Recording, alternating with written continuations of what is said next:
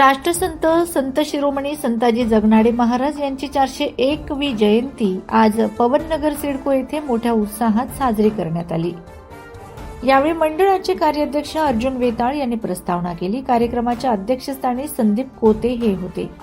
विनायक सोनवणे सरांनी श्री संत जगनाडे महाराज यांनी केलेल्या कार्याविषयी समाज बांधवांना संबोधित केले।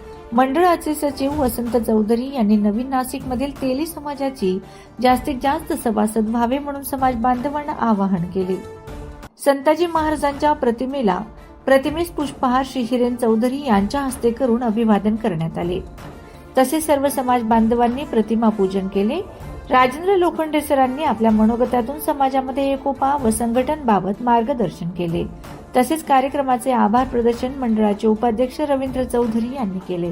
कार्यक्रमासाठी नवीन नाशिकमध्ये समाज बांधव व भगिनी मोठ्या संख्येने उपस्थित होते। चॅनल सबस्क्राइब करा, बेल आयकॉनचे बटन दाबा, सोबत शेअर करायला विसरू नका।